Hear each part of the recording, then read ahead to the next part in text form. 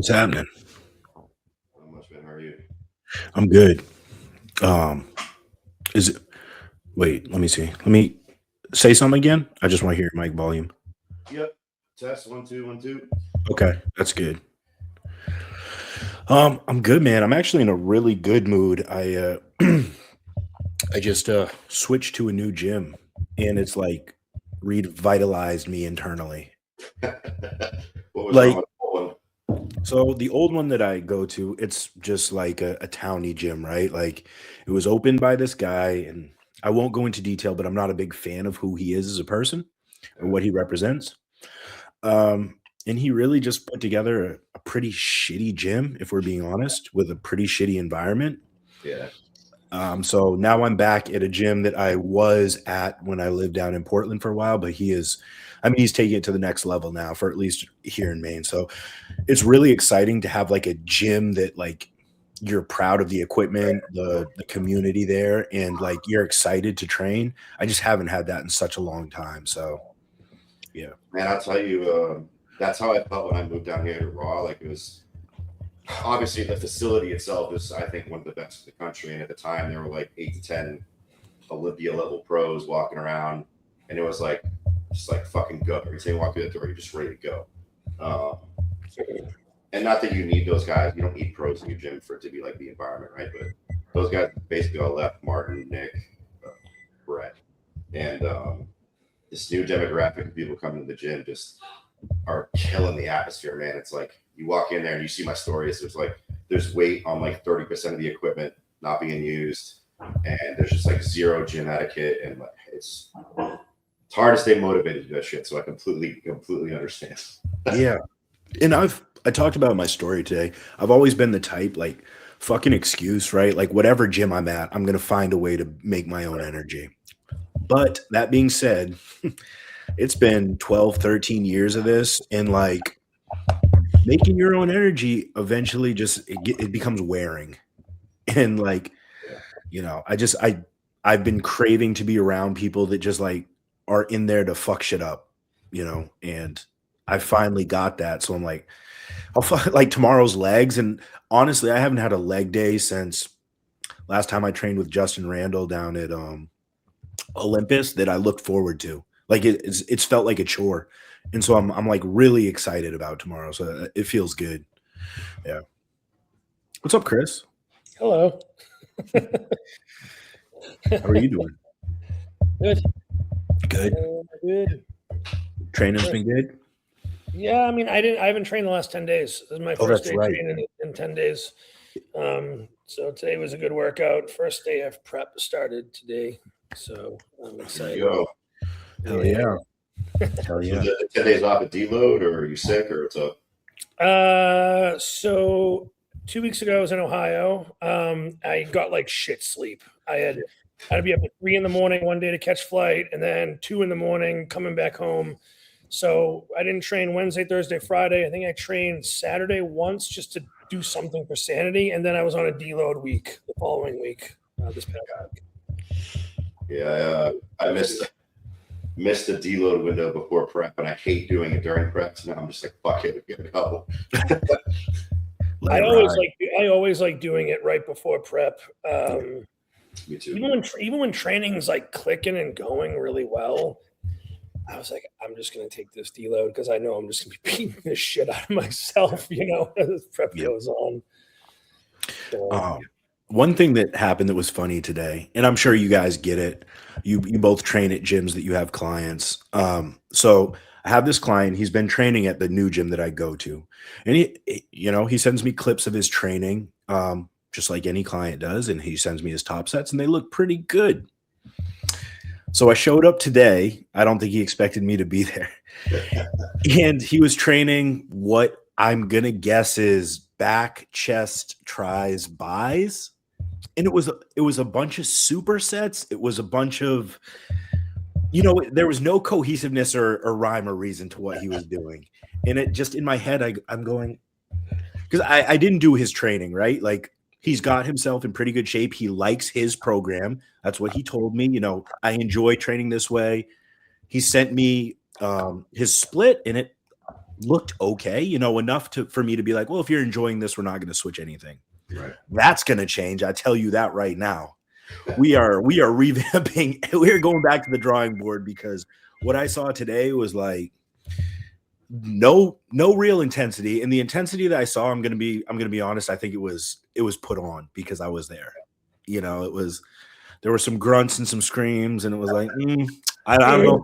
I don't know if I'm buying this, man. So yeah, it's interesting. Do you guys ever catch your clients and just be like, man, I was expecting more? Couple times. Yeah. I feel like you almost know what it's going to be when you bring somebody on, right? Like, you know whether you're going to have to push somebody or whether it's going to be a battle or it's not. Fortunately, I mean, my client pool is really small, but most of my guys have picked up training pretty well. But like, you know, that's the thing about intensity is you certainly can't really gauge it on video. No. And it's relatively easy to fake, right? Sure. And and I can, you know, like you said, you know, for sure you're not maxing out the intensity meter when you're doing giant sets and shit, right? Yeah. So yeah, and that's like, there's more than one way to train. I mean, we all train similar, but probably a little bit different. There's more than one way to do it, but there's limits, right? There's bounds on what's effective and what's not. And yeah, enjoyment's a big part of it, but at some point it's like, if you just want to be in the gym to be in the gym, cool, right? I'll help you do the best we can with what it is we're working with. But if you want to make a run at this, at some point, and there's a limit to where like the enjoyment line stops and we have to do this stuff begins. 100%. So I was a degenerate all weekend. I can't lie.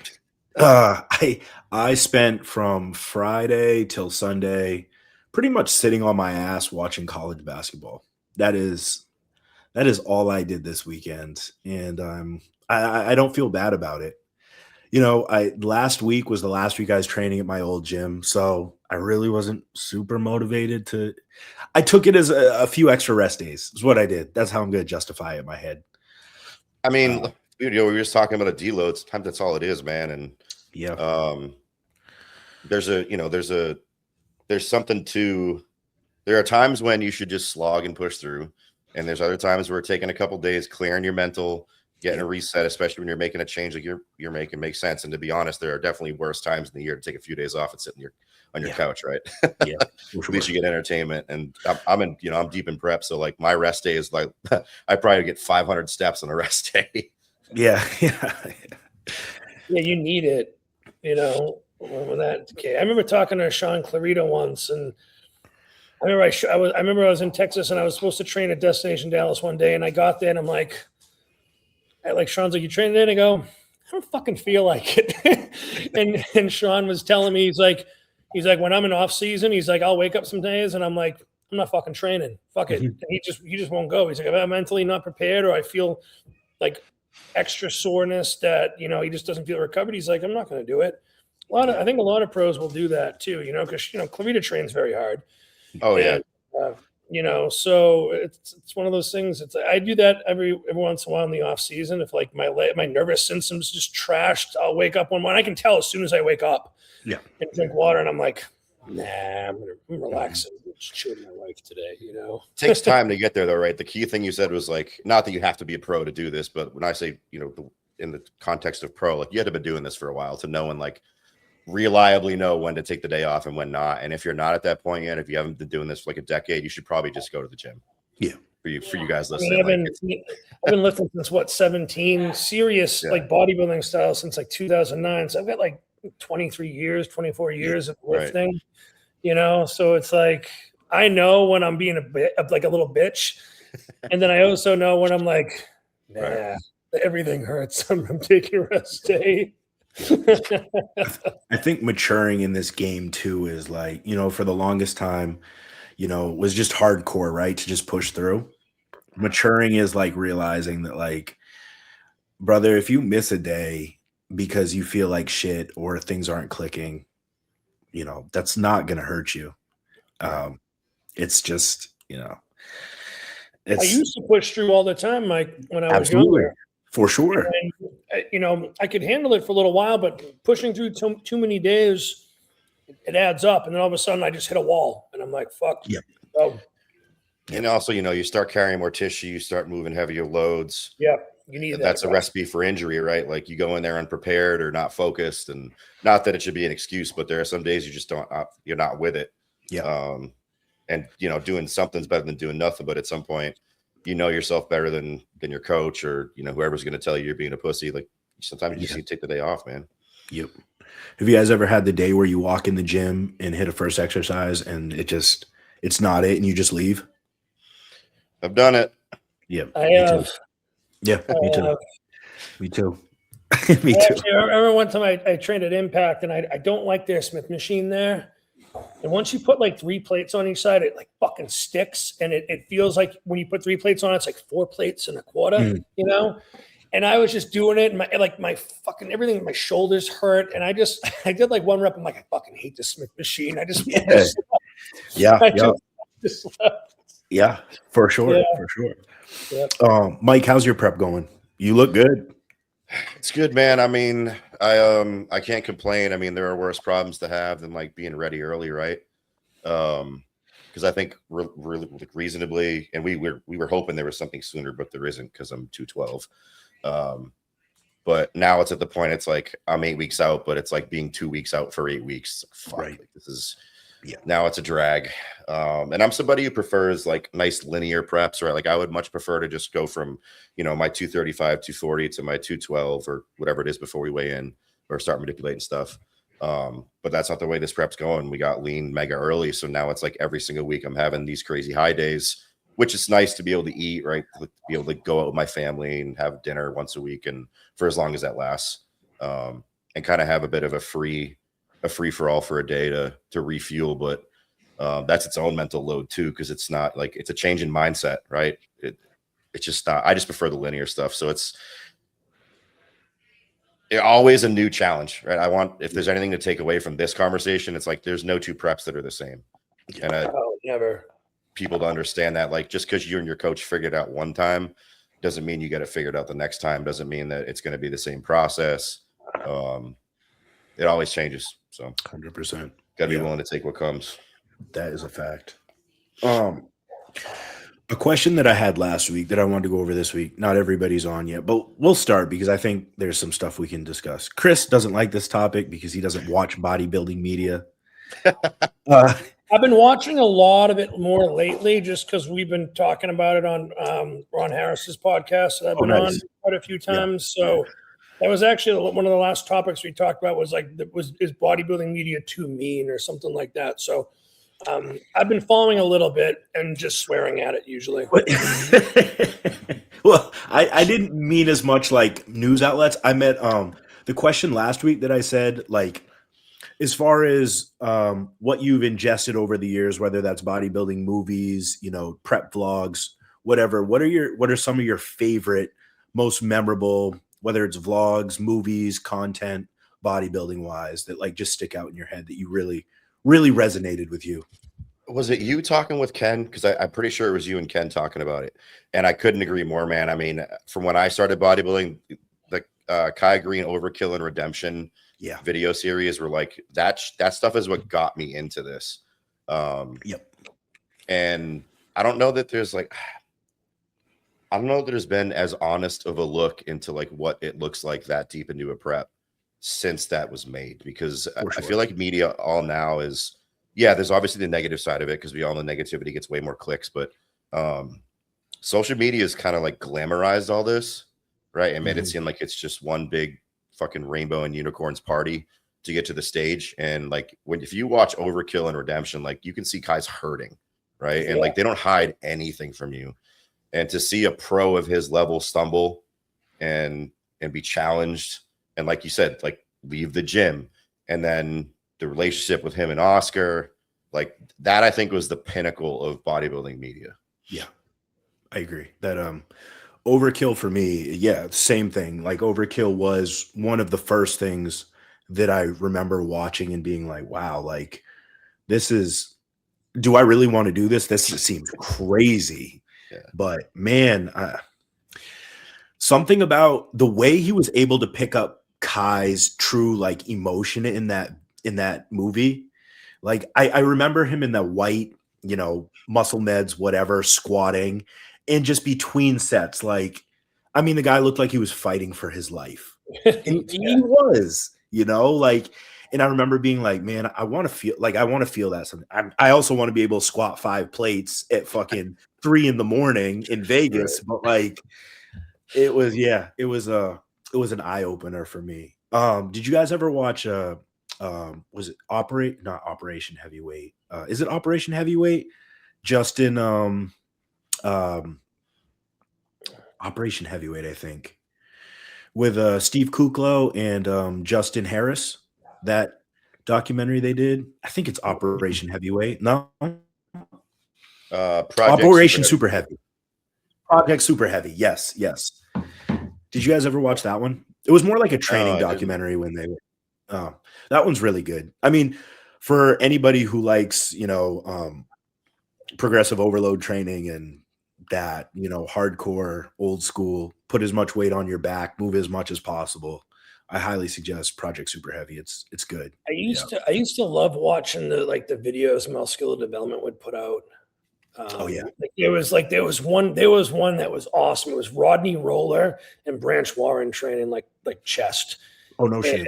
They would like those guys, which they were just going nuts in that video. And I was like, yeah, that's the type of stuff I always watched. I mean, the Kai Green just talking while he was doing cardio, like your mind tricks you when you're in prep and you're dieting. It's like, like your body's like, oh yeah, cake tastes so good right now. He's like, no, it really doesn't. It's just that your mind's tricking you. And Kai Green, all those videos, those were really good. Just because he's like a bodybuilding philosopher, Yeah. Oh, for and sure. And then I mean I always watched Branch Warren's videos, 100%. videos, Ronnie Coleman's videos. I actually watched Unchained with Branch Warren, maybe a couple weeks ago. I watched Blood and Guts for the 200th time. Yeah. And then I watched Ronnie Coleman Cost of Redemption as well. Oh yeah. So I love just, because for me, like I was saying, I guess when I got into it in early 2000s, like 2002, 2003 is when I first started kind of reading the magazines. And that's just pure nostalgia for me, Mm-hmm. Any of that old Branch Warren footage is just gold to me, man. Yeah. Like, I don't resemble Branch in any way. Like, I'm a shapely black guy and he's kind of just a muscle bound white guy, but I always just wanted to train exactly like Branch. Just to pull the shade back, the sounds that I made while training were heavily influenced by Branch and Dusty Handshaw. Like, that's just, those are the guys who I patterned my training after. That's the thing, right? Is we look back and obviously Branch got hurt, Ronnie got hurt. The things they did to get where they had to be had negative consequences, right? But it's become an excuse, man. And if the majority of people who want to bodybuild aim to get closer to them, because I'm sorry, the God's honest truth is odds are you're not getting anywhere close, right? But if you can aim to get closer to that, you're going to be a better bodybuilder. And if you're scared of getting hurt in this game, obviously we want to avoid it. We all know this is a marathon, right? If you're hurt, you can't train. If you can't train, you're not progressing. But there's got to be a line where you say, I'm going to go fucking do this or I'm not. And that's it, right? 100%. And I feel like all of this has gone backwards now. We're trying to be too careful. We're trying to be too cute. And the conversation about is bodybuilding regressing? It's are we really, or do we just used to see only the elite, right? There wasn't some no-name amateur getting an 8-part YouTube series, right? It was fucking Kai Green. It was Branch Warren. It was Ronnie. But now you get to see everybody. Yeah. And that's what it is. That's what it is with social media. It's you've got more people having a voice And most people are just normal people. They're not really extraordinary. If you just look at like averages, like years ago, you would see like the freaks in the magazine. The freaks would get like the Mitsuru Okabe videos done. You know what I mean? And that's what you would see. Now it's like everyone has a YouTube channel. Everyone's got this. And that's also why I don't really watch a lot of it, because there's so much of it there. And I'm just like, okay, this guy's a good physique. He just trains like a pussy. Like, I don't want to watch it. You know what I mean? Like, I don't want to watch someone's eating chicken and rice. Like this, you know what I mean? Like this same shit I've been eating the last 20 something years. The same thing we all eat. It's like nothing fancy. And I'm not one of the, you know, those guys like, oh, what video series I'm making like special ninja creamies. Like, granted, please, I have a ninja creamy because it's good, but it's like, I'm not going to put all my effort into making some fucking crazy dessert decadence in prep that, no, I don't want to do it. The Ninja Creamy represents everything that's wrong with bodybuilding to me. That's just my little 2 cents there. Take it how you want. Trying to make it easier, and this shit shouldn't be easy, right? If you're trying to find the way out, you'll find one.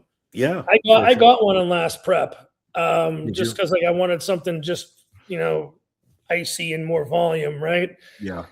And I didn't realize you actually have to like mix the stuff and freeze it first. I thought the machine already did it for you. So when I took it out, I'm like, okay, so how does it make it? And I was just like, I was maybe like 7-8 weeks out, and I was instantly furious. Oh yeah. I called up Ashlyn. I'm like, this doesn't even make it. I have to freeze it. I have to wait like a whole fucking day. I'm like, fuck this thing. I'm returning it. Yeah. I didn't return it, but I was a little disappointed, you know. So before we move off the bodybuilding media thing, not to bring this up, just to bring it up because everyone talks. I think he's talked about way too much, but there might be a reason for it. Your guys' thoughts on why Sam Sulic's content is so viral and why it's doing what it does. I want to hear your comments, then I'll add, you know, my 2 cents. Man, that's a great question. Do you mind if I go first? Yeah, go ahead. Go ahead, Chris. Yeah, I'm thinking. Yeah. So Sam's a young kid, and he seems very just real and humble. Like, he says what he wants. He says it in a very eloquent way where he's not bashing people, and he trains hard. You know what I mean? Like, he does train pretty hard from everything that I've seen. You know, I don't really watch his videos, but everything I've seen, like, he trains hard, and he's just like a kid that's just doing what he loves, just lifting weights. And I think a lot of people will see that, and, you know, that they can kind of relate, like, oh, he's just doing something that he likes. But I think I don't know why it goes viral. I mean, he's got a great physique, you know, don't get me wrong.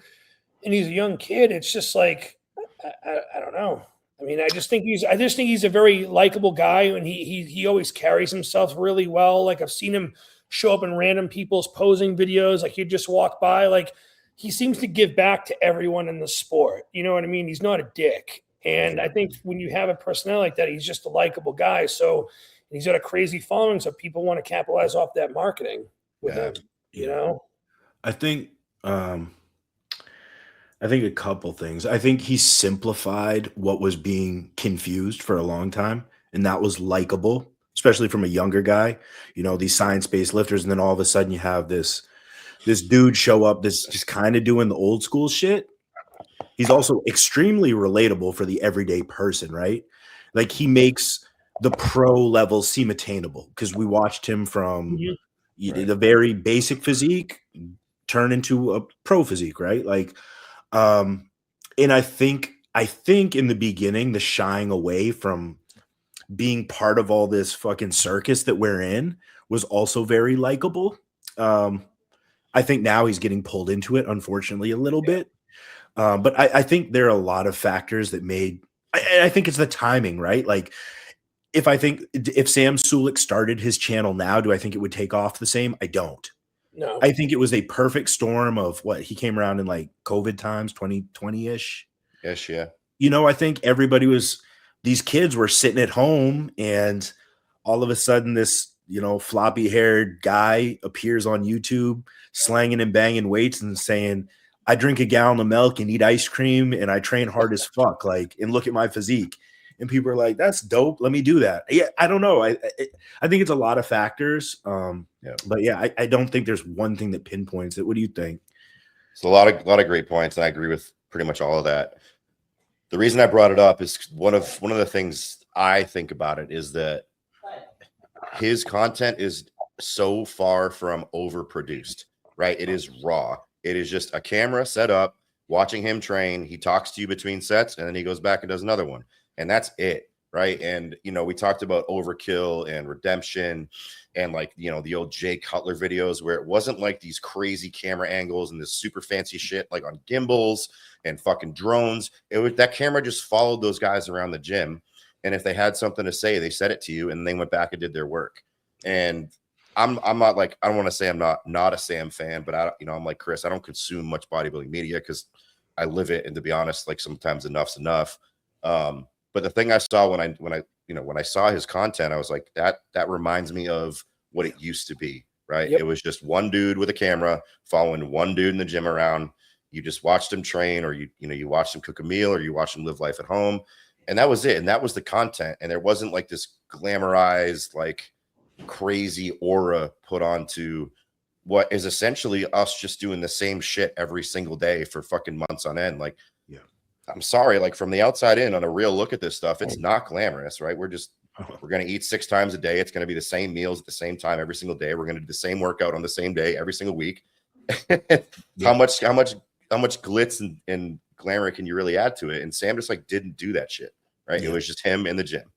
And obviously his ability to be real and relatable and to not be what the trend was with the whole science-based thing was obviously a major contributing factor, but it just threw me back to like what it used to be, what we used to watch. It just doesn't, the content just doesn't seem forced. It doesn't seem like it's a major production. You know what I mean? Like, I think everyone's trying to get so crazy with all the edits and stuff, and all these different B-rolls and all this other crap, and like Mike was saying, it's just simple. It's nitty gritty, right to the point. And you're right, it reminds me of like a Jay Cutler video where he's does a set and he's like, oh, I'm putting my feet this way because of this, and then he just does a set, like short, sweet, like informative, but not forced, not like, hey, wow, I'm Sam Sulic, like not like that either.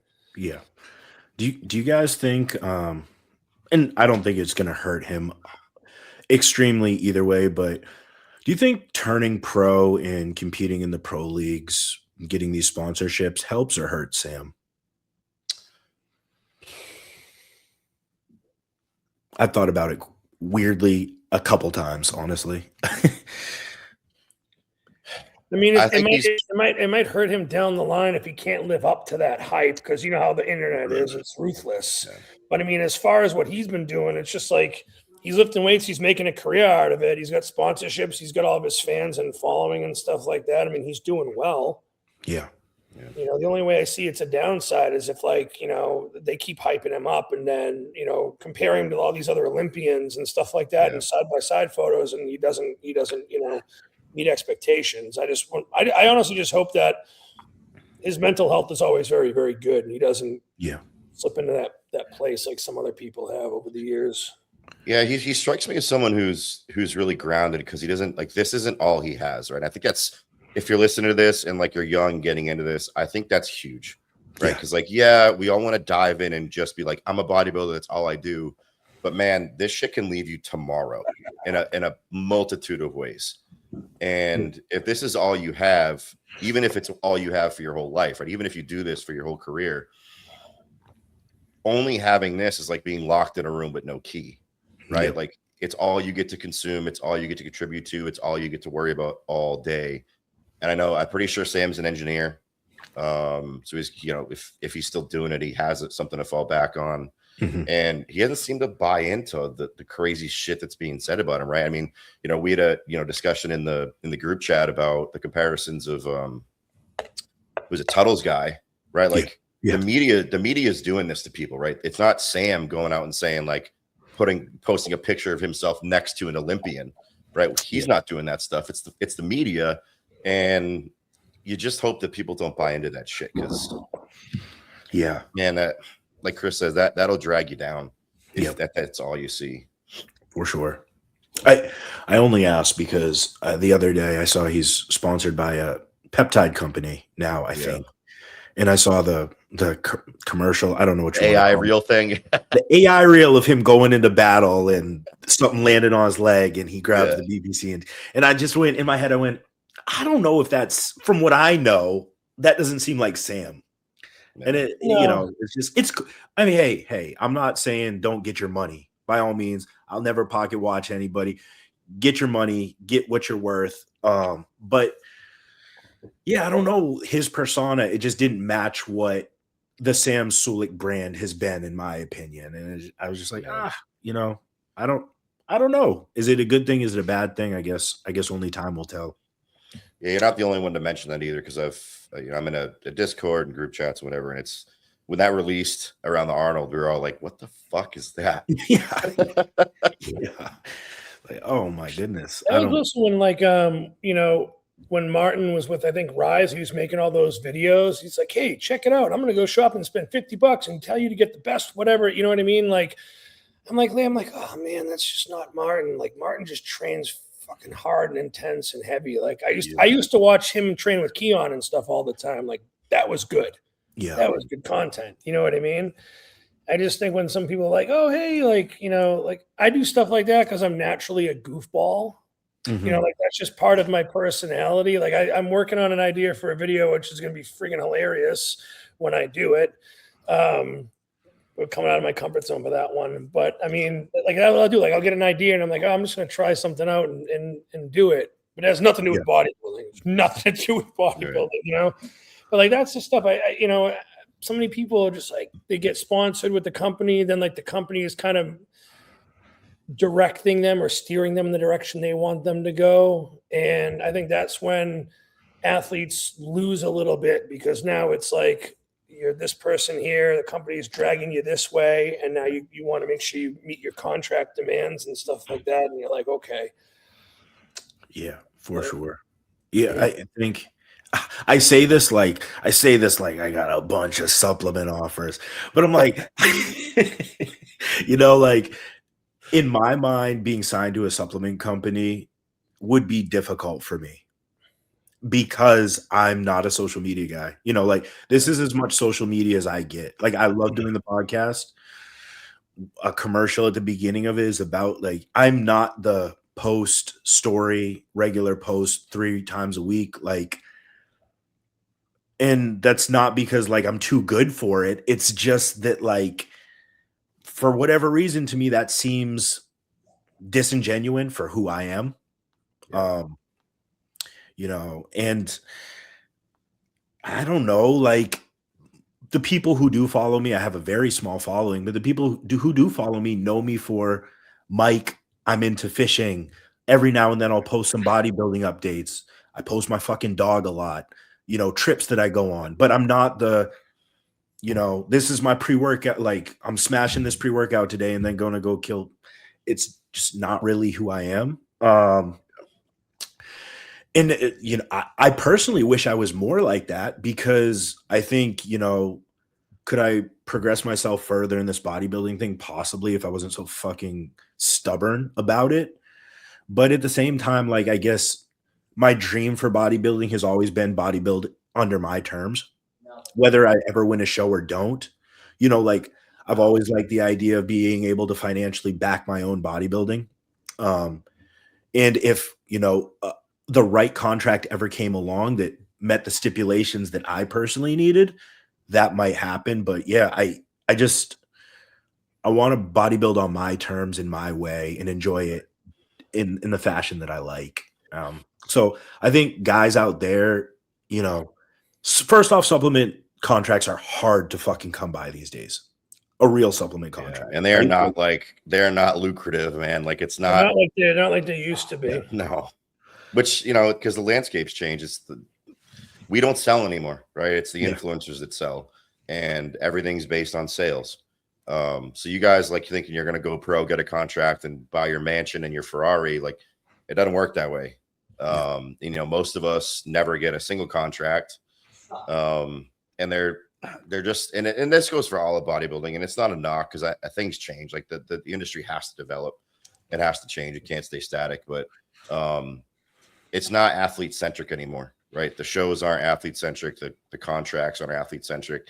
Social media is not athlete centric, right? It's all about entertainment now, which I get because it's a business. It's gotta make money, but it's not the bodybuilding we grew up with, right? Like it's not even close. Yeah. Yeah, do you guys know when Ronnie Coleman was sponsored by BSN, his athlete contract was $1 million. That's crazy. Yeah. And I think when Flex Lewis was with Gaspari, I think he was making like 250 to 400, 500K a year. Yeah, all muscle tech contracts with Phil. Muscle techs, yeah. Those were all like 6-figure contracts, every one of them, all those guys. And I mean, there are companies that are still doing that. I'm not going to drop names because I don't like to do that, but they still exist. But man, you got to be like a Mr. O, or you got to have 10 million followers. Yep. And other than that, man, I'll tell you, for the most part, like to your point, Mike, sometimes it's not even worth it, because like I said, if you have something behind you, and bodybuilding is not your only source of income, your only career. If you're funding your own thing, man, the $200-$400 a month in salary and a few $100 in supplements doesn't make any fucking sense when I have to not be me, right? Like I have to change who I am to fit this mold for what comparatively for any mature adult is like relative pennies. Yeah. Right. So one thing I wanted to say too is like I at least 3 times a day I get some sort of offer, some sort of interview for an athlete with some company or some product or paid post or something like that, and I look at the product and I could probably make a lot of extra money a week, probably a couple $1,000 extra a week just doing paid posts. And I'll look at the product, or they'll send me something and I'll take it and try. I'm like, I don't like your product. I'm not going to post about it. I refuse. I absolutely refuse. I only like to post stuff that I truly believe in, right. And I don't like being that fake person. I can't do it. Even with social media now, I used to post a shitload, and now I'm just like, I don't want to do it. Yeah. Yeah.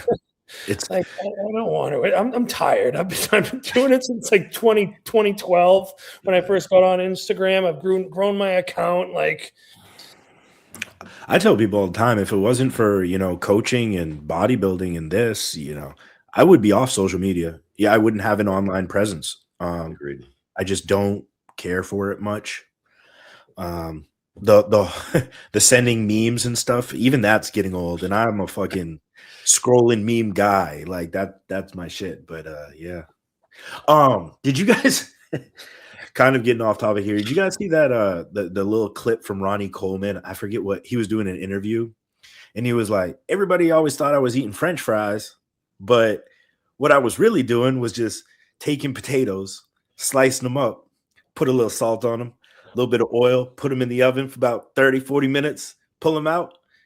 And that's what I was eating. Everybody thought I was eating French fries. In one of his videos, he literally said he was eating French fries. Yeah, well, that's and then isn't that just a French fry? That is exactly a French fry. Exactly. Like, even I think Chad Nichols, was his coach, right? I mean, he would be drenching his food in KFC Masterpiece barbecue sauce. Yeah.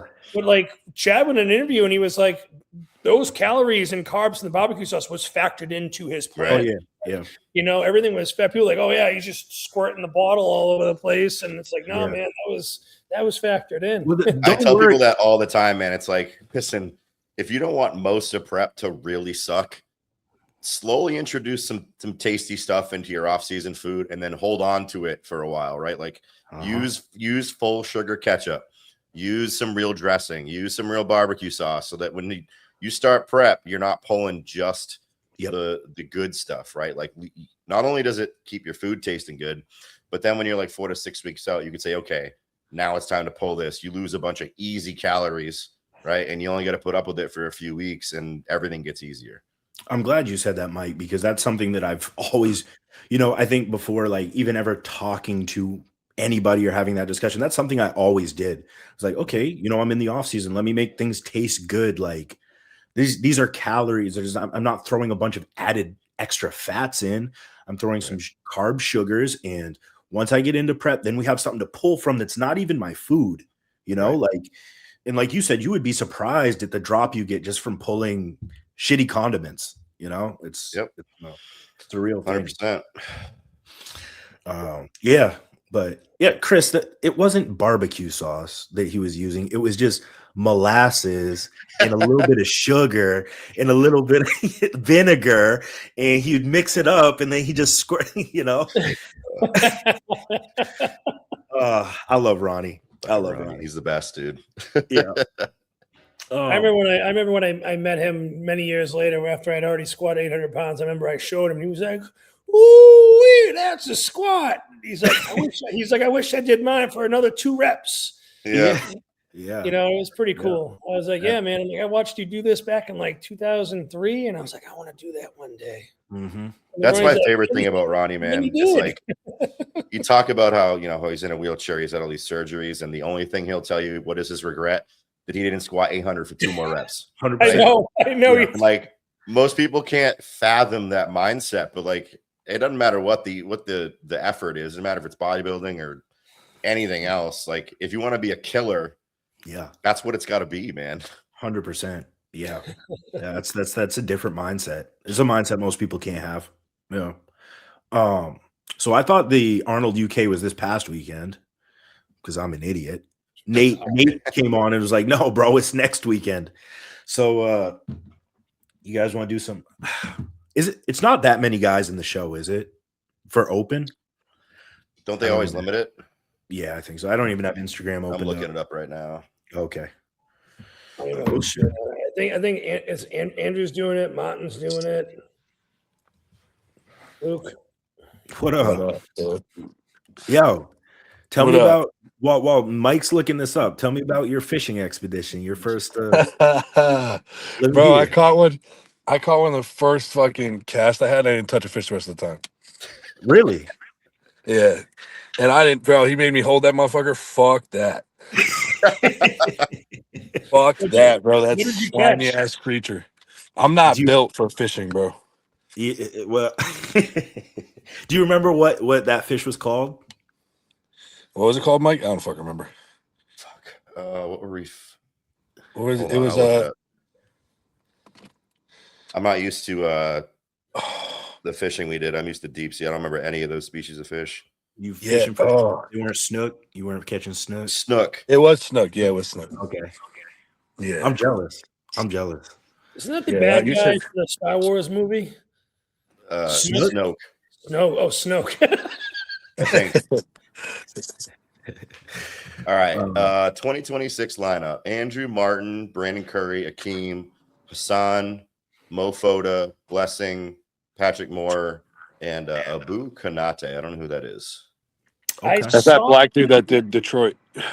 Oh, I think I could have sworn I saw something saying Mo Fuda is not doing the Arnold UK. He's out of it. That wouldn't maybe because he won Detroit. Yeah, that wouldn't surprise me. Yeah. I think I saw a headline that said that from a YouTube channel that I will not name that said bodybuilders are so weak these days, skipping show or some shit like that. But fucking did he say that? I had this conversation with Kobe in the gym, man. It's like with the new rules in Classic. Yeah. I know they had to do something, but was like essentially forcing guys to do more shows really the answer? Right? Because now it's all points. Too many fucking shows. That's right. And dude, like when you look at the 212, like Mike, you said there's 4 US shows this year. Yeah. And there's like 2 a weekend for Classic. Yep. Like I don't understand how that happens. Like the discrepancy is wild. There's even more for men's physique. Yeah, I know. Yeah. I think there's one every friggin' weekend, sometimes multiple weekends. That's what I'm saying. Yeah, there's multiple shows. If they let everybody only win one show, there would be almost 90 guys on the Olympia stage for physique and Classic. I think it's over 80. Stupid. It's stupid. But you know, like people bitching about us not doing more shows. Like I don't know that you guys understand what it takes out of an athlete these days. Because I'm sorry, like getting as conditioned as we do, as big as we are now, I don't care what era you think is the best of bodybuilding. This is the most intense. You may say it's not as competitive. I don't really give a shit about all that, but the actual preparation to get on stage is as hard as it's ever been. Dude, the guys are bigger and leaner than they've ever been. And the standard is different. Like that's the thing that people, dude, there are cameras on every single guy all the time, right? Like first place through last place. Every time he turns to the side, he's in between poses, there's pictures being taken. So you catch every slip up. And back then, you didn't see the guys in last place and how soggy they looked and how fucking out of shape they were, bro. They would get away with it. Whereas now, if you show up, I mean, to any show, like in less than ridiculous condition, you're going to get ripped. For sure. Yep. So the standard's just different, bro. Yeah. No, it is drastically different. Then you have a bunch of the athletes doing apology videos to their fans, and I missed the mark, blah blah blah. Like, no shit. Sorry, I was fat, bro. Like what? Yo, the real talk though, why can't we ever just get an athlete that just says, "Hey, I just wasn't in shape"? Like, why the fuck can't anybody just ever say they weren't in shape? It's always every time I've made a post after a show, I'm always like, got my ass kicked, back to the drawing board. Yeah, sometimes I wasn't lean enough. Like I didn't get there. Like that's okay to say. My favorite is the infamous night before stomach bug or food poisoning. Food poisoning. Oh yeah, really? Yeah. That's been going on since like the early 90s. It had nothing to do with the diuretics and everything else you took to try and get rid of it. I think Chris Cormier used to get food poisoning like so many times before his show. Yeah, that food poisoning, boy. Yeah, you gotta be careful, bro. Yep. I know. Or like, Victor Martinez is like 4 weeks out and he's out pulling an all-nighter at Sound Factory. Yeah. That is wild. So who do you guys think? I mean, I think we all probably think the same thing. This is Andrew's show to lose. Yeah. It's I mean, it's gonna be a big show for Martin though. It is. I hope he can come back and kind of redeem himself, because not the whole all the drama aside, right? Like if we put all that bullshit aside, he was off. Right. Yeah. And it's never a good show when your top guys are off. Yeah. Do I think anyone's going to stand next to Andrew on the stage? Probably not. Yeah. You saw a perfect Nick Walker not be able to do it. Yep. And there's no disrespect to anybody else in the lineup, but unless someone does a drastic 180 from what they were at the regular Arnold here in Ohio, like I just don't see it. Now, do you think, let me ask you this, just for the sake of it, if Prague Martin showed up and Andrew missed his peak. Yeah. Because Prague Martin beat Samson. Yeah. Even though it wasn't like a good Samson, it was still Samson. I mean, it's possible, right? I think it really depends on what they're willing to give Andrew a pass on, because he is so good structurally and shape-wise. We saw it clearly. Like there's a bit of a different prioritization of what's important now in the judging criteria, and it doesn't appear to be the conditionings at the top. So I think they love like what his physique brings, and I think they lean towards that. Yeah, and like it'd have to be pretty substantial. Like he'd have to be pretty substantially off for that to happen, I feel like. So you don't think Martin at his absolute best would be able to beat Andrew Jack unless Andrew Jack was off. The bitch of that is we haven't seen Andrew on, right? Like that's the crazy part. Andrew's been good, but Andrew's never been like, God damn, dude, that's dialed. Like he's never been there. Well, that's what I said going into the Olympia. I mean, last year he was what, 5th? 4th, I thought, right? 4th. No, like this past year he was 3rd, but the year before, like 2024, he was what? Oh, 5th, I think. 5th, right? Yeah. I was like, he's the one guy that can jump from like being in like 8th place to 1st in 1 year. Yeah. Because all it takes is like if we saw him 100%, which like you said we haven't seen, like with that structure and the way he draws eyes, bro, like he would shut the entire show down in 2 seconds. Yeah, for sure. I would love to see Andrew at 100% and actually Samson like dialed in properly too, because they seem to have the same issues. Yeah. And they're weird. They've got a lot of similarities, but a lot of differences too.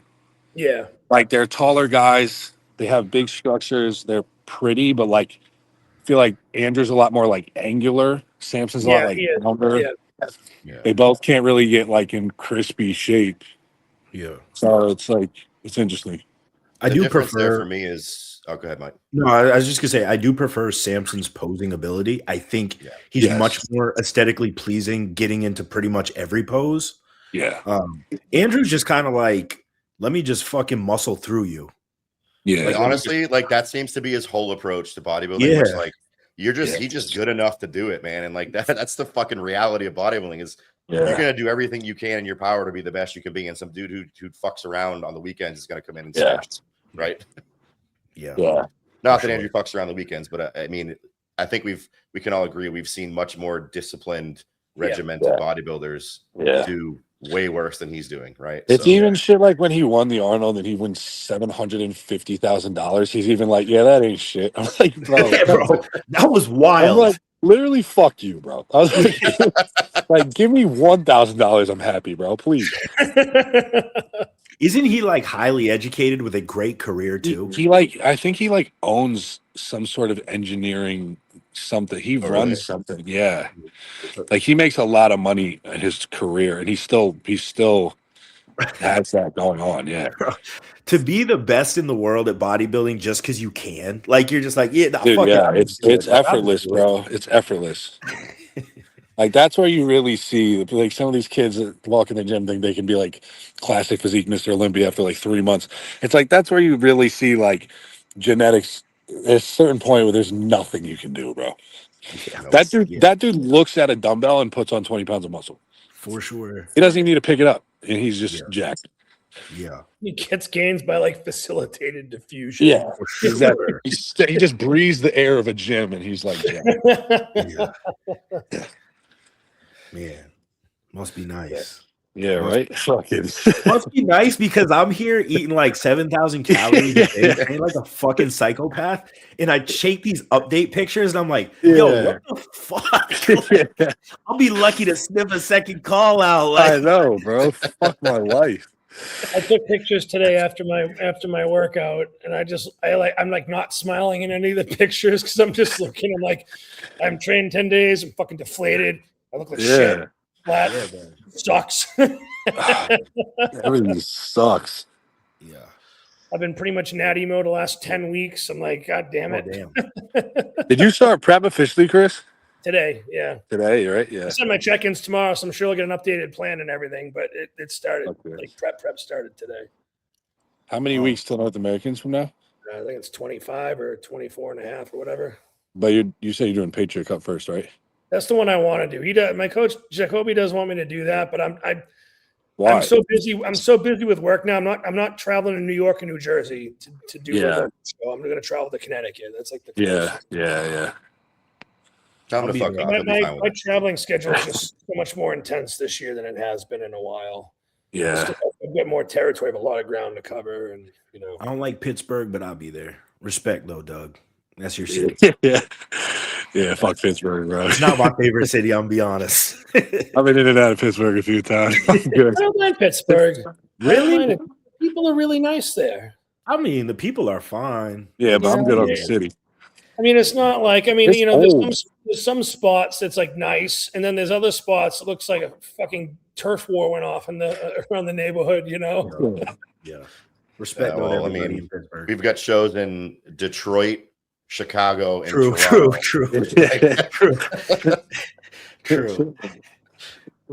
Luke, let me ask you this. We were talking about earlier. What are some of your favorite like bodybuilding movies or vlogs of all time? Like it could be, anything. Oh damn.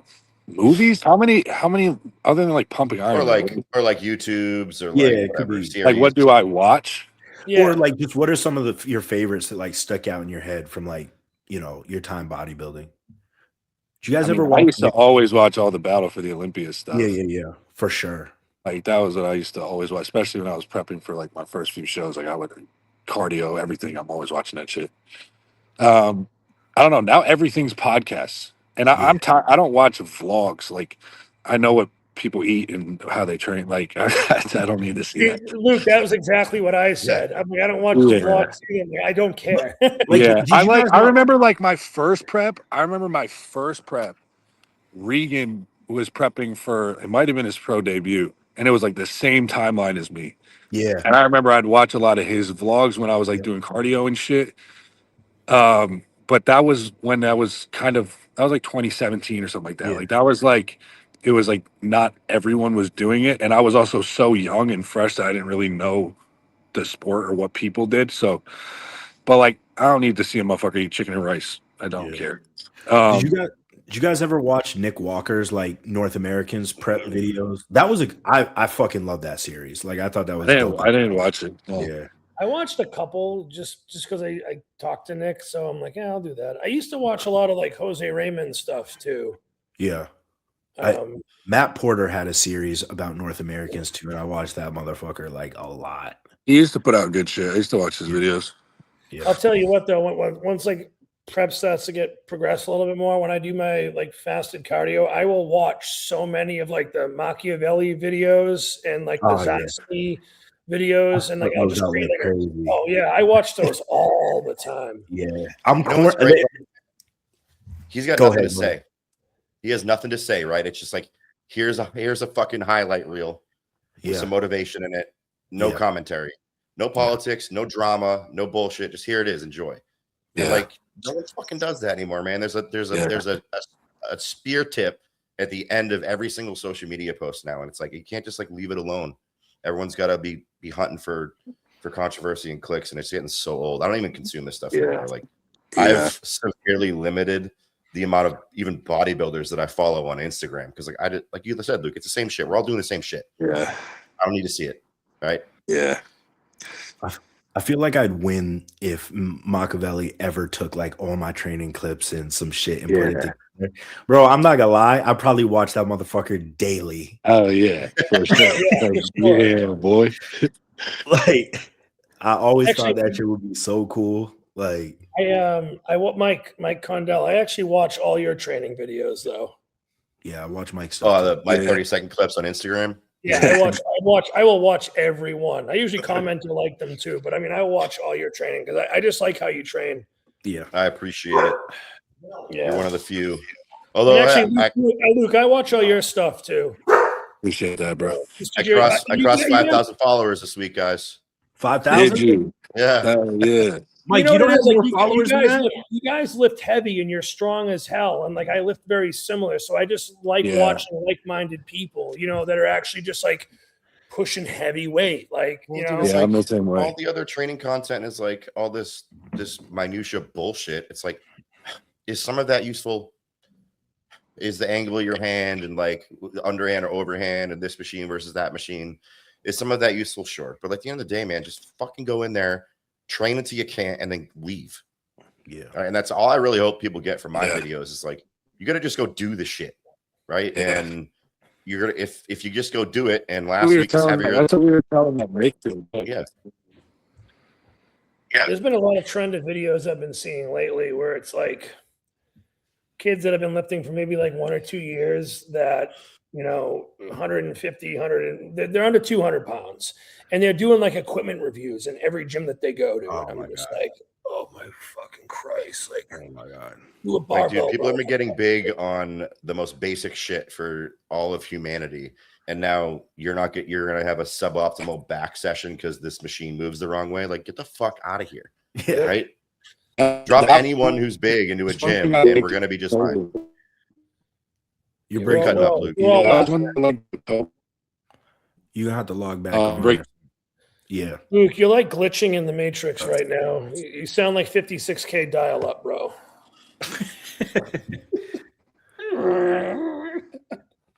The parking lot Wi-Fi must not be so good. Yeah. Tell Derek with all that fucking Olympia money to expand the router.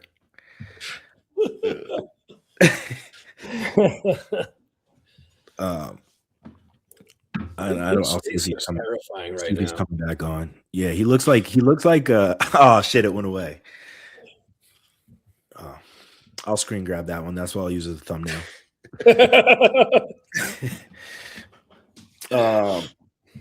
Damn, I had another question.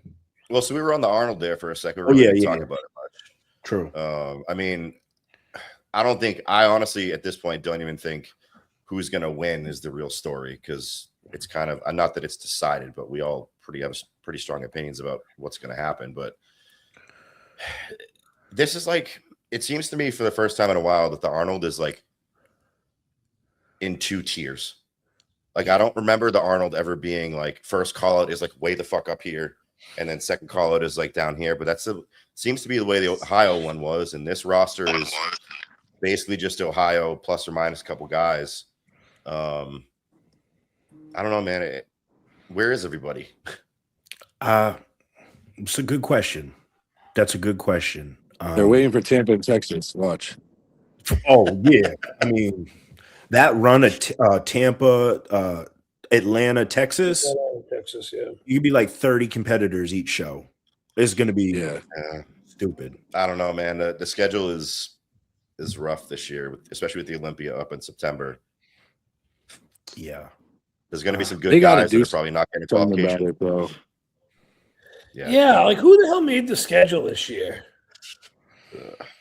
You know, like I honestly don't know if anyone's organizing it. I feel like promoters have their weekends and they keep what they've had, right? And then Jake decided to move the Olympia back up into September, probably with the Mannion's blessing, but still, it's not great. Well, I heard Fuad talking about it because the channel was like, nobody wants to do Fuad show or whatever the fuck his mantra is. But Fuad was saying like there aren't really that many slots for him to pick from. Like this time slot is like really all he has. Unless he moves it to like post Olympia. Yeah. So I don't know how much wiggle room there really is in the schedule. I don't know who runs that. I don't know who makes those decisions, but it also depends too on if they can get the venue, like that has to be negotiated and whatnot. So sometimes like, the venue might be booked for these 3 weeks of the month. So they have to do it this last week of the month or whatever it is. Why do they say no one wants to do Detroit? For me, like if I'm an open guy and I get an opportunity to compete at the Arnold, but I'm not a top tier guy, now I have an off ramp immediately to a show I could potentially win, which is exactly what Mo did, right? What could be better than that? Because it used to just be it used to be the Arnold and then New York. New York, yeah. Which New York may as well be the fucking Arnold, right? Like the people that show up there are just as high quality for the most part. So I don't understand. That seems fine to me. Yeah, I'm definitely doing Detroit next year for sure. And it's an athlete forward show, man. You can't ask for anything else, right? What could you ask for? Yeah. Wait, you doing Detroit too, Luke? That's probably what I'm going to do. Yeah. Oh hell yeah! I think it's a great move, man. All right, I'll start talking my shit as soon as we post Olympia. Oh yeah. You guys gonna do another bet again? Mike will be out some more money. I will not be out more. I'll bet on myself more than anything else. Bro, this is so annoying. Are you outside the gym? Oh, there you go. No, he's outside. He's outside the podcast now. He's gone. Yeah. So Arnold UK, and then we got what's the next thing? Is New York the next show after that, or Pitt? Is it Pitt first or New York first? I think New York is first. I had this conversation a couple days ago. Let me check the schedule. So there's a pretty big gap now after the Arnold UK. Like a solid. So we got Arnold, Detroit, Arnold Classic UK, Puerto Rico Pro, but that's only Masters. FIBO. Okay. Arnold Brazil. What's that? Are they not doing Toronto this year? What is that? Is that Toronto is June usually? Early June. Yeah. Yeah. Okay. Toronto is June 14th. But stateside, it'll go. Let me see here. Emerald Cup. Well, that's natural. Never mind. New York, Pitt, Cal Pro, Legion. Oh, Legion. I always forget about that one. Yeah, and then Chicago. And that gets you into the end of the schedule right before the Tampa, Texas. It is so few shows. That's crazy. I mean, I Do you think guess they're doing that on purpose, or do you think it's more about like the sanction fees and the prize money, and people just don't want to do a show that's a smaller show with less prize money? I mean, if it was me, if I was an open pro or whatever, I'm trying to strategically pick a show that I have the best odds of winning and get to the Olympia stage, 100%. Yeah, I mean, there's looking at the list here, there's 47 open shows. So you subtract the Olympia 46 minus like a handful of masters only shows, we'll call it 40. So 40 open shows this year. And the US will have a dozen. Okay. Damn, 40 open shows, huh? And four stateside, 212 shows. Yeah, it's crazy. Yeah. So about 40. Damn, that's more than I actually thought there was. Way more than I thought. Yeah. But it's you have all those shows over in Europe where guys just hop from one to the next, and you get one guy winning 2 or 3 shows, and then you're just cutting competitors out of the O, right? So, yeah, that's true. You know how expensive that is for like a US competitor to go over there? Like if they don't have sponsors, like that's easily a 10 grand trip. That's why I don't do it. Someone asked me why I don't do it. I'm like, I can't just drop 10K to travel for like I not only is that expensive, I also have a family and a job, so I can't just peace out for 10 days to go compete. Like it just makes sense to be here. It just so happens that you guys are only giving me 4 opportunities, so I'm kind of fucked. But it's not as easy as people think. And not only that, but like traveling while prepping and peaking, totally different ball game. Especially when you're on like an 8 or 10 hour flight, right? Like completely different. Yeah. 100%. Oh fuck. I remember when I was traveling to Texas to compete in nationals, like I was up at like 3:30 or 4 in the morning to get my flight. And I was like asking Jacoby, I'm like, when should I do my first meal? I'm gonna be up for a while. He's like, just eat it around your normal time. I'm like, 10 in the morning, 9 in the morning. Fuck. Yeah.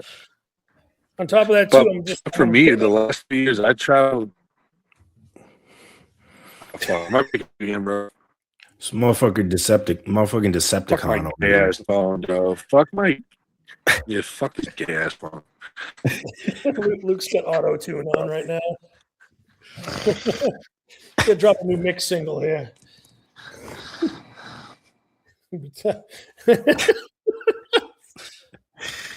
Oh man.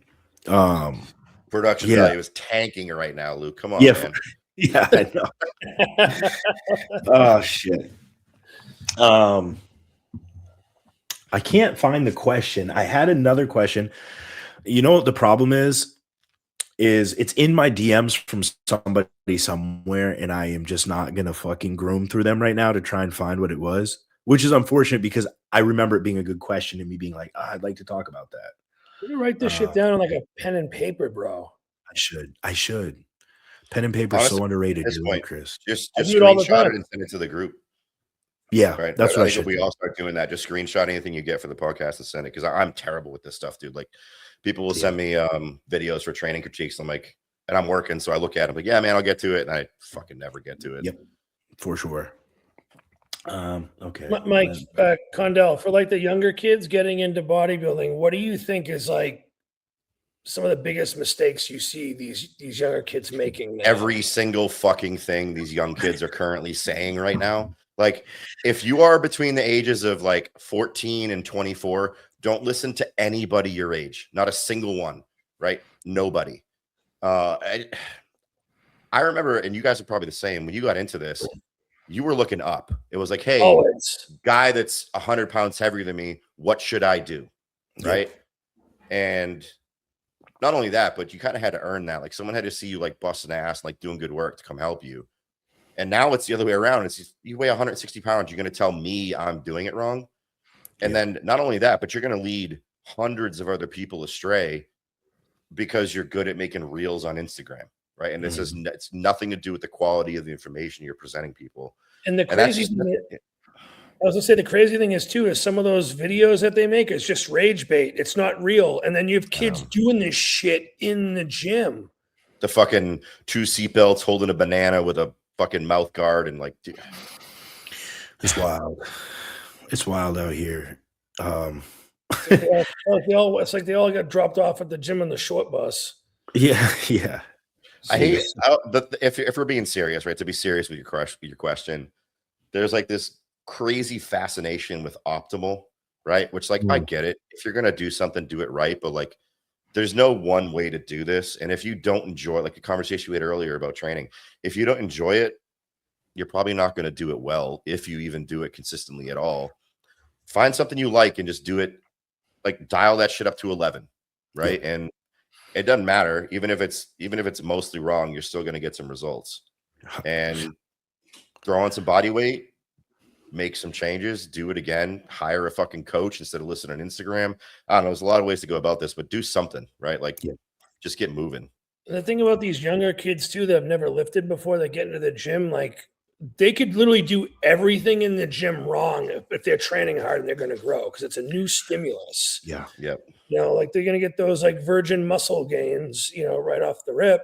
And, you know, when that stops progressing, then you got to look at things like, are you eating enough? Are you doing too much training now? Do you need to increase volume, increase frequency, all that stuff? Yeah. This isn't, I don't know if you guys will fully agree with this, but I'm talking about people who might come up to me and ask me that are younger lifters, not necessarily my clients, because I'll go a little more in depth with them. But a lot of times they'll be like, tell me their split or how they're training. And they'll be like, I'm hitting this many sets, this many exercises, these are my rep ranges. And literally, like maybe, like with this, I'm keeping 2 reps in reserve. And I go, I think the best thing for somebody who just like, you don't understand these concepts when you're 2 years in, crank up the intensity and blanket your workouts with fucking volume to the point where when you are done, you're crawling out of the fucking gym. Eat as much as you can, as clean as you can, come back and do it again. And just do that for 3 years. 3 years, I promise 3 years of doing that, all of a sudden these concepts will start to click. Because you can't keep that up forever. Right. But when you don't understand contractions, when you don't understand all these concepts within training, blanket it with volume and intensity. I'd rather see you do that than like pick and choose exercises and rep ranges and like intensity and volume. To me, for a first timer, just take those 2 concepts and fucking run with them. More is better than less. Not only that too is like do all the hard stuff, like the military presses, the squats, the deadlifts, the bench presses. I'm telling you, like you get good at those when you switch over to machines, like you're going to be even better on those machines. And then you get better on those machines and stuff. It's like. So something I'll say about my content, which maybe, and it's unintentional if it is happening, but I almost exclusively use machines now, right? So anyone who's younger sees me training goes, oh, I should just use machines. Fair take. I think completely wrong. What you don't see when you see guys that have been at this 10, 15, 20 years training is you don't see the 10, 15, 20 years ago. You see right now. And I built my foundation the same way Chris is talking about. We're doing the same things Mike's talking about. I was doing fucking drop sets from 4 plates on squats, from 4 plates to 3 plates, 2 plates to 1 plate till I couldn't walk anymore. And then I went and did leg press. And then I went and did leg curls. And then I went and did extensions, right? We did too much because we didn't know where the line was. But to your point, like, how are you going to tell me what 2 RIR is if you've never been to failure? Exactly. And I don't mean like you're tired failure. I mean like you physically cannot move that weight ananymore failure. Yep. And the other thing that kills me about this new trend is like, you want to tell me that bench, or not specifically barbell bench pressing, but pressing and rowing and squat patterns and press patterns and all these things are less effective and less optimal than a seated leg curl or a preacher curl in a machine. but y'all want to do 35 sets a day on 35 different exercises to isolate every single fiber. What? It's like, dude, I spend quite a bit of time in the gym because I'm moving decent, pretty heavy loads. And I'm the more tissue you accrue, the longer it takes to get through a workout. Right. But man, I would fucking hate doing 30 movements a day for one set to like work my, one muscle in my arm. Yeah. I don't understand, man. It's like, you guys are missing the point. Like, and I don't completely subscribe to this, the whole like functional movement patterns, but your body's meant to move in a certain way, right? We can row. So why are you avoiding it? You're completely avoiding a function your body's meant to conduct because you think it's less optimal. It makes no sense to me because when I was younger and I'm doing like a bench press or like a squat or deadlift, I'm like, okay, I'm doing this movement. So the deadlift is going to build my adductors, my hamstrings, my legs, my lower back, my upper back. I'm like, wow, I can hit all these muscle groups with one friggin' movement. I'm going to do heavy bench presses. It's going to get my shoulders, my chest, my triceps. I'll even get my lats a little bit for stabilizing and driving it up from the bottom of the movement. Like, why wouldn't you want to do those things? I think this whole like fascination with, the new study that basically said all your muscle cares about is mechanical tension, and you need the muscle to fail to get peak mechanical tension. Therefore, every muscle has to fail to get stimulus. Like, no, I'm sorry. If you do rows and pull downs and deadlifts and a pullover and another row or another pull down, there's cumulative stimulus going on for muscles that aren't reaching failure during that movement. How are you going to tell me the guys that don't train arms have 22-inch biceps? It isn't because they just were born with them. It's because their biceps are doing some work on back day, right? And the same thing as all your other muscle groups. Like, yeah, you might be doing a lat isolating row, but you're going to tell me the rest of your back isn't working too? Like, get the fuck out of here. And I would much rather bang for buck, right? Like, if I could do one movement or 5 movements and get all I need out of it versus doing 30 because I think I need to focus on this specific region of my lat. Like, I'm sorry, guys, you're missing the forest for the trees on this one. 100%. So good. And and Mike too, like I've watched you train like that neutral grip chest supported T-bar row that you use, right? Like your form isn't super strict, right? And it doesn't need to be. Like if I do bent over barbell rows and I go up to 405 pounds, like, Luke see me do, Luke does the same thing. It's like you're using your legs to stabilize that movement. You're not chest supported. Like you're hitting so much shit there. Like you're even Dusty Hanshaw, we used to do like the pendulum rows and stuff at like 500 pounds from the floor. He's like, my form is not the greatest. He's like, but I can guarantee you, like my back is getting fried. Every muscle is just, screaming. Mm-hmm. It's like, why wouldn't you do that?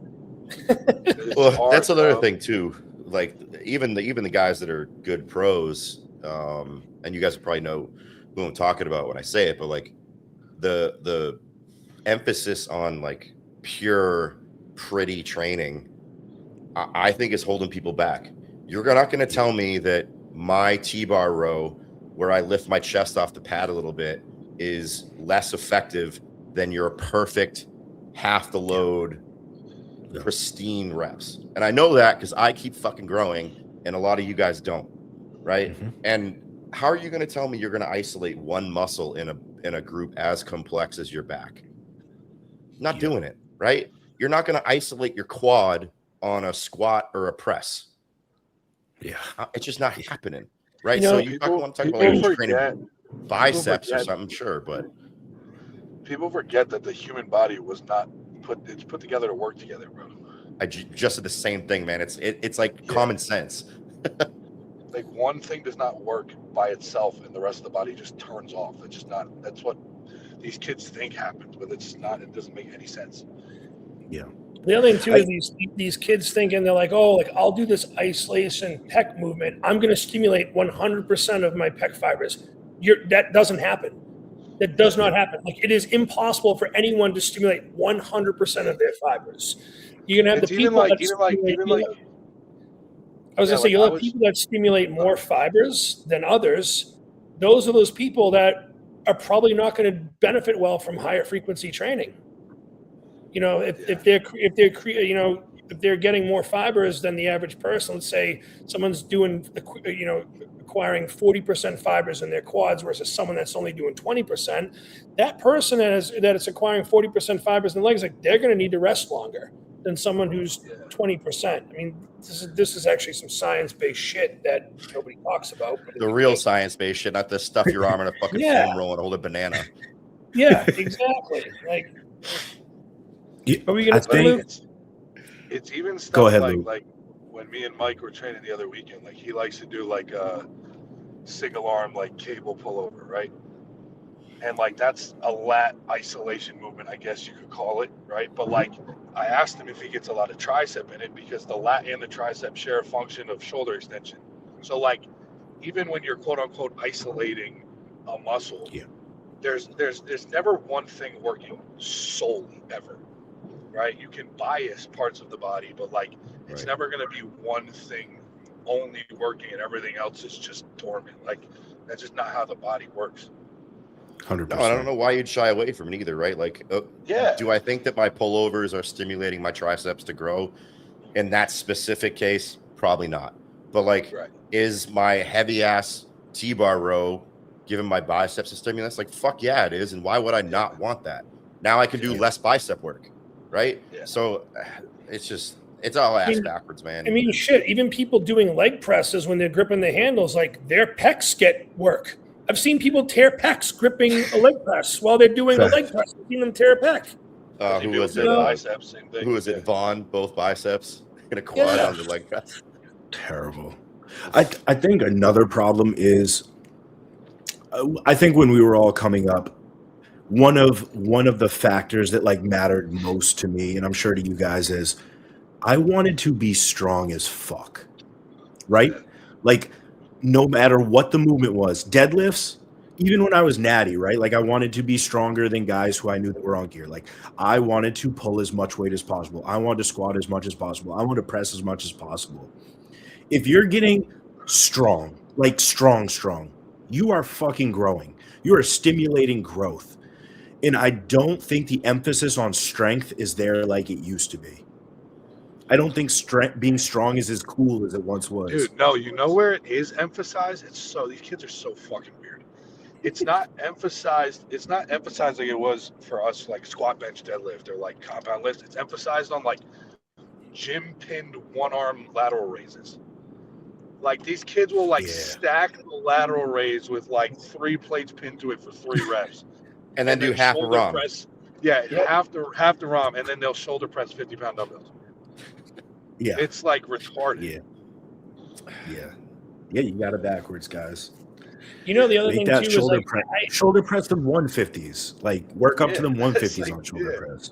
You know, and I've tried this a lot in my training this year and most of last year. Like, I've tried the super slow reps. It's so boring. I fucking hate it. It's so fucking boring. And you want to know something? Boring. I get zero pump. I control a negative, same, and I control a negative, and all of a sudden I explode and press. Like, I'm squeezing everything I can, and like that just works for me. I don't know. I can't do these slow reps. It's kind of boring. I had this conversation too about like pumping up backstage with somebody.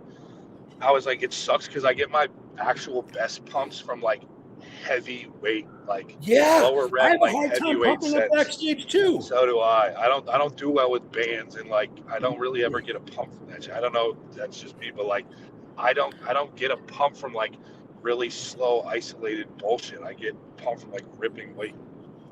Yeah, I mean, You know if what you're the listening best- here looking for tips, guys, like I know the whole precision and control is all the rage right now, or it has been. Maybe it's shifting now with all this other science-based bullshit coming in, but you should really only be moving as slow as you need to be safe, right? And safe is relative, and it's going to change the heavier the loads get. You can watch my training, and my negatives aren't explosive, but they're only as slow as they need to be to make sure that when I get to the bottom, I'm ready to push again the exact same way. I said this the other day in a different conversation with somebody. People have equated the word control to slow.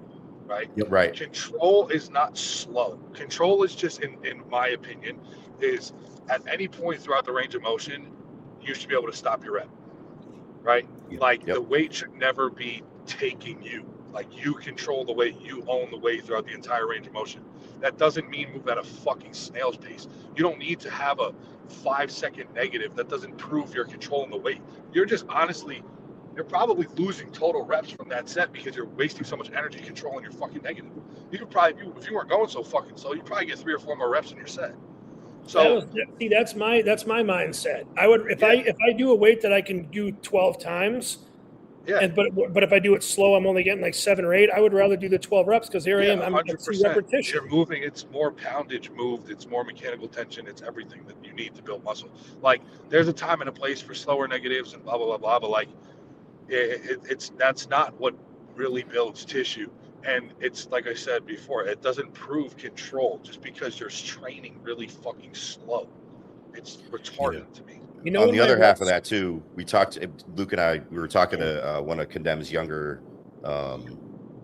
affiliates that's just come on. His name's Nick. And it goes the same for the contraction too. It's like, dude, you shouldn't be pussyfooting the contraction, man. I want to see violence when you pick that shit up, right? In a chest press, dude, I want you to come down, pause that weight, and fucking explode. This isn't like a move this on a, you know, on a fucking slow ass piston motion. Like, no. If you, and I think part of the problem is maybe because kids are getting into this before they were ever athletes. Like for the first time ever, people are just like going into bodybuilding. But like if you're an athlete, you never did anything slow. Nothing was slow. Ever, right? You moved Speed with intention. Kills. You used to do that, right? Yeah. The intention's missing, and it's gonna show. Like, and it's so funny to watch all these social media accounts, right? Because like they post the same shit over and over again, and let's assume that they're not rage bait. Let's assume some of these kids believe it because somebody does.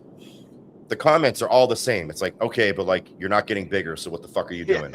Like, where's your physique? All right, I'm just gonna keep doing what I'm doing because you're not growing. It's like, how long do you have to bang your head against the wall before you realize that like maybe the study you read on PubMed on 10 untrained people doing some fucking bullshit exercise doesn't really apply to us?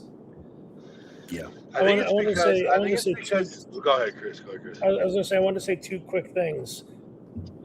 In my sets, when my reps slow down, that's when I'm getting towards the end of the set and I'm fucking tired and I'm fucking driving with everything I can through that rep. And I'm just not moving as fast and efficient anymore, but it's still moving. And then the other thing I was gonna say, I completely fucking forgot now. I'll let you think about that for a sec because I have a comment on that. We're talking about like the speed of your negatives, right, and all that. The only rule that I have, and it's not a rule, it's a guideline. When my contractions slow down, I control my negatives a bit more. I do too. Yep, I do the same thing. Because we get close to failure, you get tired. That's the point when you're going to probably get injured, right? Yeah. So when you're grinding out your second to last rep, sure, slow down that negative a little bit to make sure you stay in control and get set for your last rep and put the stimulus where it needs to go. But this like every single rep from 1 to 12 looking exactly the same, like it's on a boomerang, is not doing for you guys what you think it is. Also, I think there is absolutely no place for slow concentrics.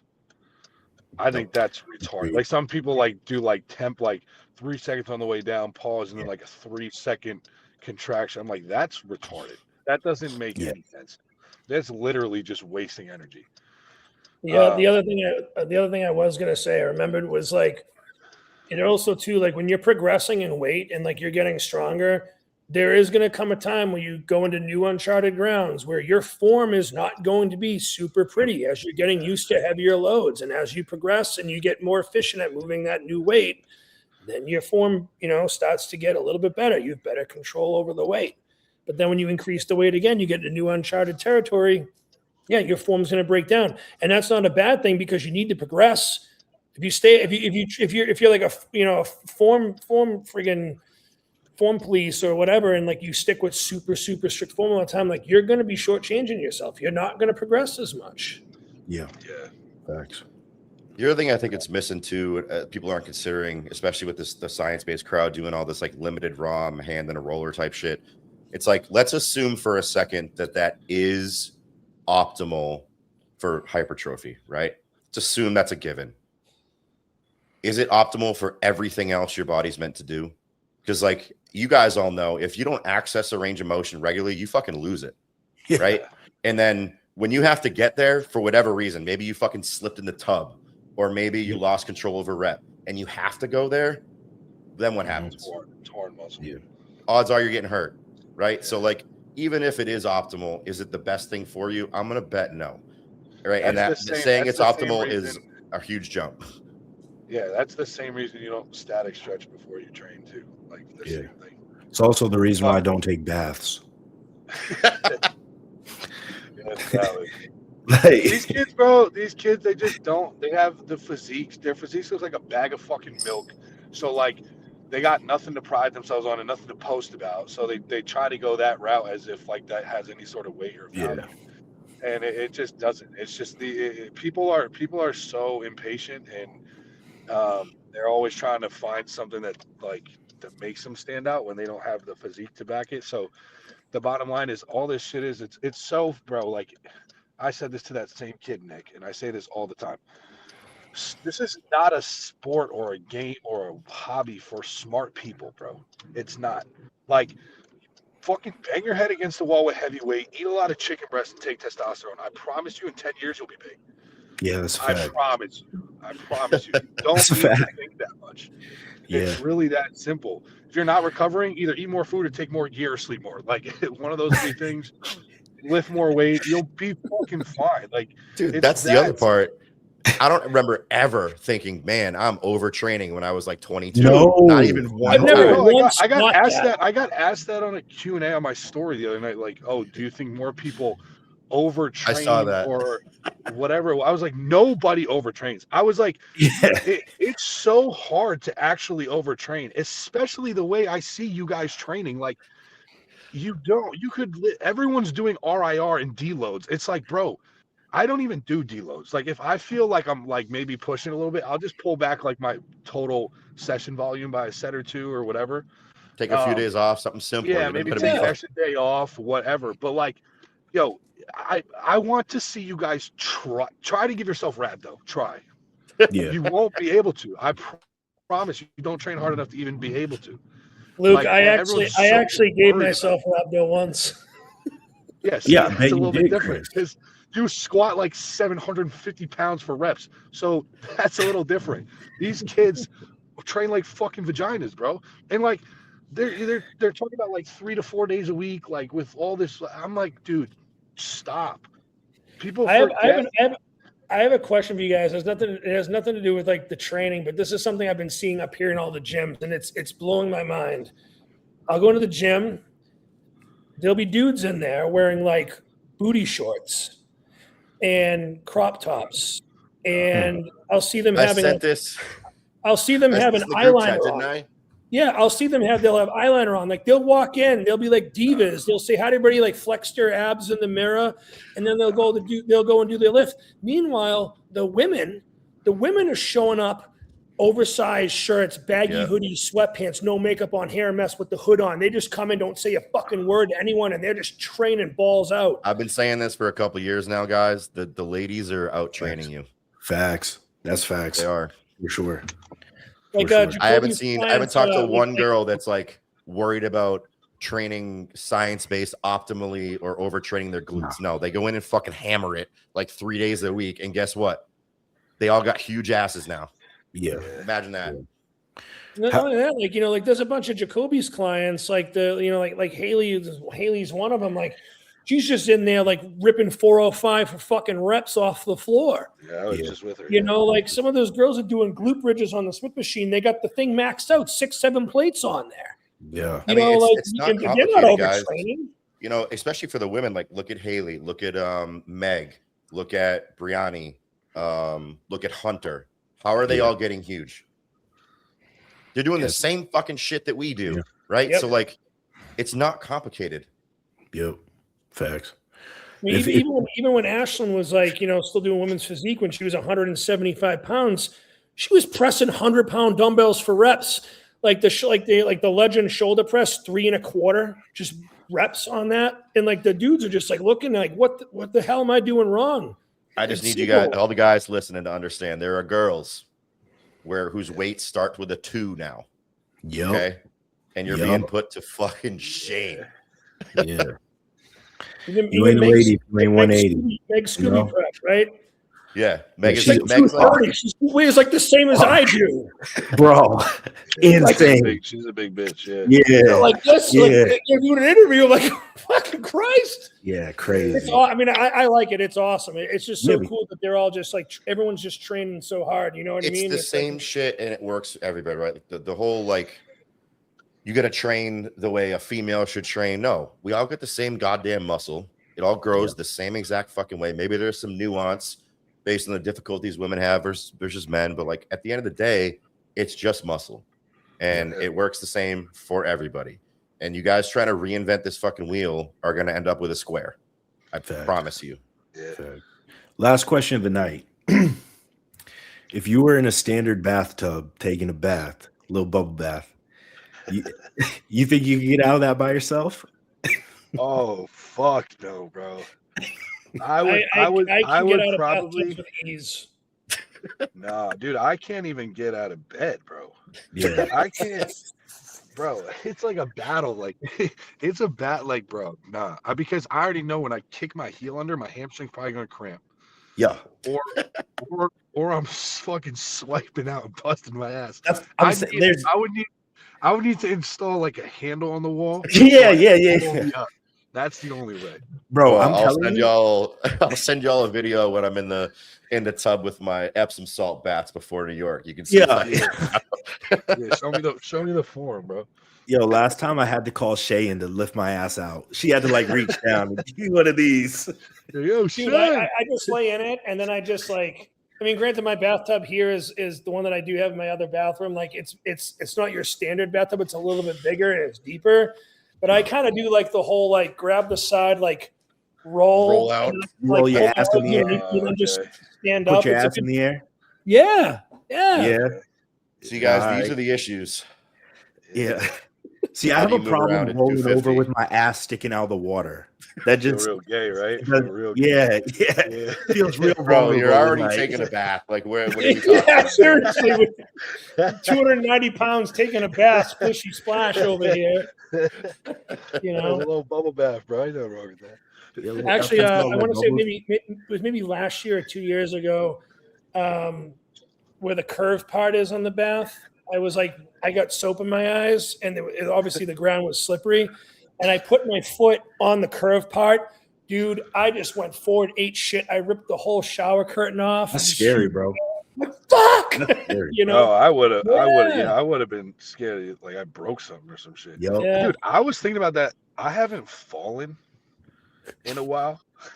it's because would you know happen if why? You're what would so happen if conscious I of it because if you fell? fall, it's gonna look terrible. Bro, and I'm gonna be hurt. Like, Yes.